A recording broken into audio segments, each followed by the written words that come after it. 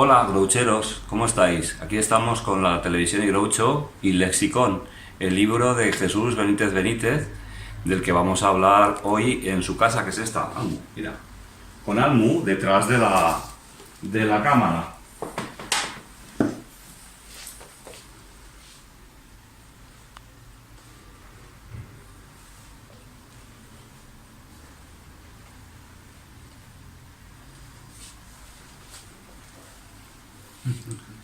Bueno, hola Almudena, que es la que nos está ayudando, y a todos vosotros. Hoy vamos a hablar con Jesús Benítez Benítez de su ensayo Lexicón. Y bueno, pues como siempre vamos a hacerle una serie de preguntas. ¿Qué tal estás, Jesús? ¿Qué hay, Luis? Muchas gracias, como siempre. Estamos en un día de octubre muy bueno, muy relajante, con la ventanita abierta y con una temperatura estupenda. Yo pensaba que lo haríamos en tu despacho y tenía una pregunta sobre eso, que es, ¿todos los escritores necesitan un lugar para escribir? Bueno, no sé si todos, Concreto. no sé si todos, pero yo sí, yo necesito un Será como un espacio. plural majestático. Claro, yo necesito un espacio que tenga intimidad, que sea como un poco más propio que el resto de la casa, porque es más fácil, te concentras más. Creo que sabes, a veces he comentado en la presentación de la novela o en otros momentos, que yo mi lugar de escritura, cuando a mí me salen las ideas, es esencialmente en el tren, lo quiero decir en movimiento. Me han salido ideas nadando, montando en bicicleta, pero me pasaba desde niño. Me acuerdo que en Villalba, en Los Negrales, iba en la bicicleta y me salía una poesía o una cosa así. Pero la mayor parte de las personas escriben de una manera más tranquila que la idea. Claro, yo en ese momento no lo escribo, cojo la idea y luego la plasmo. ¿Qué tiene tu despacho para ti que te llena? ¿Qué es? ¿Es un lugar sagrado? Pues sí, mucho. De hecho, durante determinadas temporadas paso bastante tiempo en el despacho. Y luego tiene pues una gran parte de mis libros, especialmente de los que utilizo precisamente para crear las novelas. Ahora tengo que apuntar que hay algunas de mis novelas que la idea, el diseño de la novela no me ha surgido estando en mi despacho, sino que me ha surgido haciendo footing, Como haciendo mí. cosas de ese tipo. Bueno, Eso sí, me ha pasado. Sí, sí. me gusta que te haya pasado, que te haya pasado eso. ¿Qué es Lexicón? Lexicón es un ensayo en el que intento reflexionar con el lector sobre lo que ha ocurrido y lo que está ocurriendo en relación a los valores que han regido las sociedades humanas, especialmente en Occidente, desde el periodo primitivo, desde el Homo sapiens hasta nuestros días. Pues conectamos con la otra siguiente cuestión que se me había ocurrido. Digamos, yo he mirado ya hace mucho tiempo en la RAE el significado de la palabra valor o valores, y yo no encuentro reconocido el significado que normalmente le damos a los valores en general. Yo los llamaría principios. Hay otras palabras como ideales, bases, orígenes, fundamentos. Háblame, ¿qué quieres decir con valores en tu ensayo? Hombre, las sociedades humanas las han regido principios que han estado básicamente fundamentadas en la moral y en la ética, sobre todo a partir de un momento determinado, evidentemente. Pero incluso en las sociedades más primitivas ya había elementos importantes relacionados o que se pueden relacionar con la moral y la ética. ¿Qué es la moral y qué es la ética? Pues es como hablar de las vías y del tren, es algo parecido. Una cosa son las vías y otra cosa es el tren. La moral y la ética parece algo hoy día bastante medievalista, ¿no? Sin embargo, cuando hablamos de moral y ética, estamos hablando de lo más íntimo del ser humano, lo que ha regido su pasado y lo que debería regir su presente y lo que determinará su futuro. Te diré una cosa, uniendo con lo siguiente y mezclándolo, porque yo tengo una teoría sobre actual, digamos. ¿Tú crees que estamos en la fase del todo vale? Con esto quiero decir que se han perdido esos valores de los que nos estás hablando. El todo vale tiene mucho... Porque hay personas que creen que todo vale. Es que el todo vale tiene mucho que ver con la satisfacción inmediata a las necesidades inmediatas. Y eso tiene mucho que ver con la sociedad capitalista, con la sociedad del consumo. ¿Eso a qué lleva? Pues lleva a una sociedad enormemente competitiva.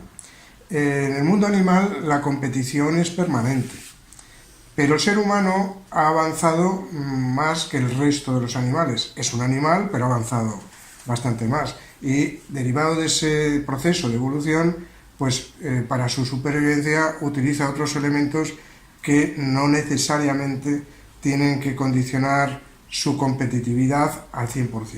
Por lo tanto, el todo vale se deriva de ese ánimo competitivo, ese deseo de consumir, y cuando hablo de consumir no me refiero solo a consumir cosas, sino a consumir deseos, consumir poder, consumir lo que sea.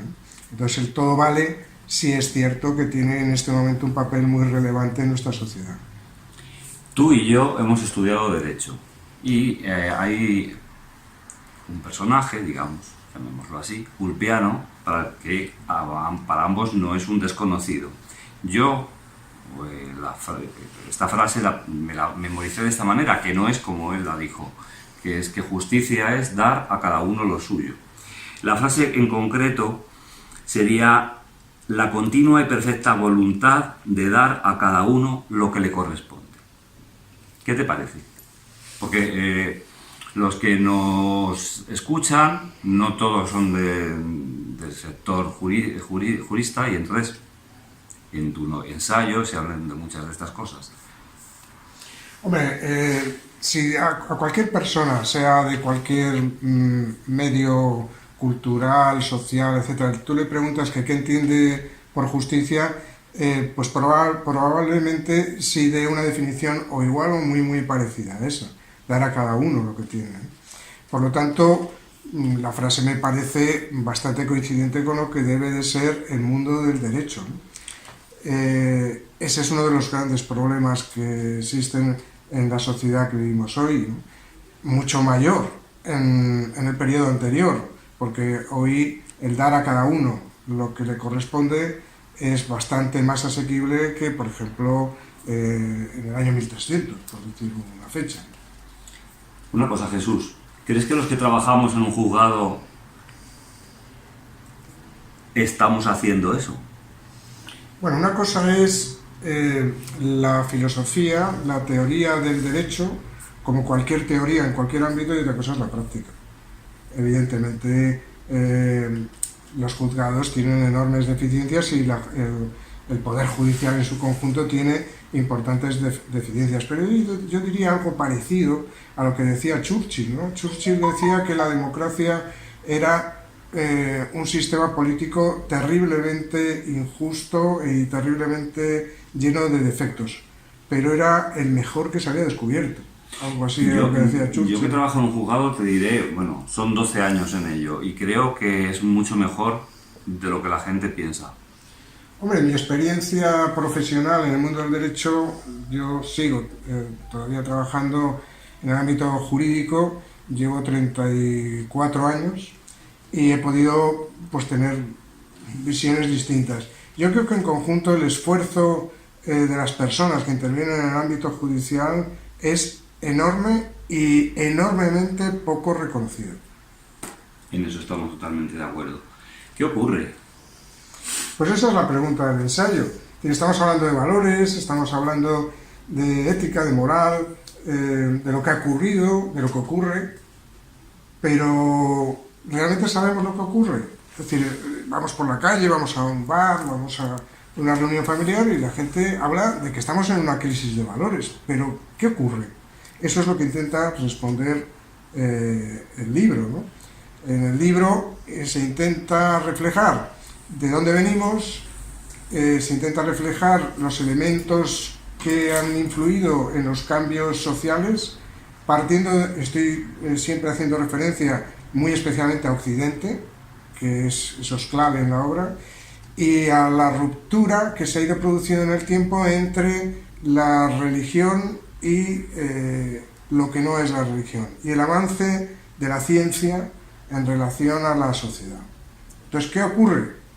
Pues aconsejo que se lean el libro. Jesús, me voy a definir. Soy un granito de arena. ¿Qué te quiero decir con esto? Hay una persona muy cercana a mí. Se puede imaginar todo el mundo quién es. La persona más cercana a mí, que siempre me dice que por eso que soy un granito de arena y lo veo yo, pues lo ve el resto, que no me puedo preocupar por todo lo que ocurre a mi alrededor en la sociedad y en el mundo. ¿Por qué? Porque lo paso mal. Entonces, esta filosofía, por mi parte, pienso que si no hago nada, no cambio nada, no contribuyo, aunque sea un granito de arena. ¿Qué tenemos que hacer? Hombre, yo creo que los granitos de arena son los que forman la playa, ¿no? Y si no existieran granitos de arena, no habría playa, ¿no? También es cierto que el mar de vez en cuando, según sus ritmos, pues se va llevando mucha arena hacia el mar, ¿no? Pero yo creo que si el Homo sapiens ha llegado hasta donde ha llegado, tiene de alguna manera perdón, una obligación de defender valores.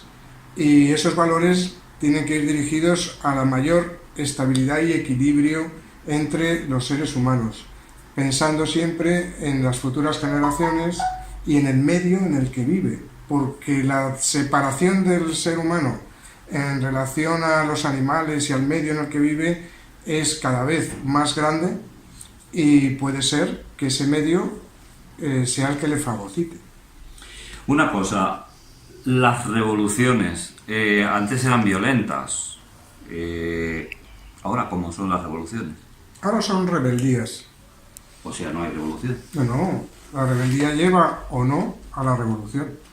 Y la rebeldía es algo que yo creo que debería de formar parte de la integridad individual de cada persona. Rebelarse contra aquello que entiende que no es justo, que no se corresponde con un régimen equilibrado, como antes hablaba.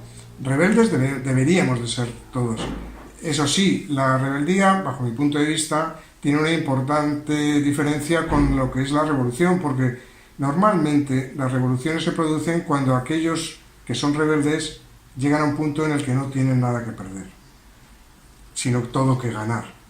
Si tienen mucho que perder en una revolución, no se produce. Otra cosa, está muy de moda la diastopia. ¿No? Diastopia, el pensar, o sea, en escribir, hacer series sobre un futuro catastrófico.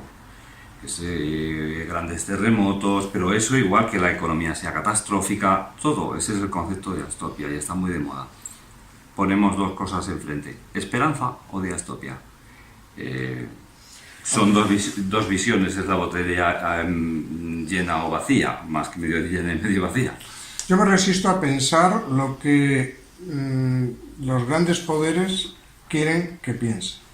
Porque una de las cosas que cito en la obra es la gran influencia de los medios de comunicación y de la tecnología para conseguir que la sociedad piense lo que los grandes poderosos quieren que pensemos. Pero yo entiendo que el ser humano ha sobrevivido siempre sobre la base de la esperanza, no precisamente por lo contrario.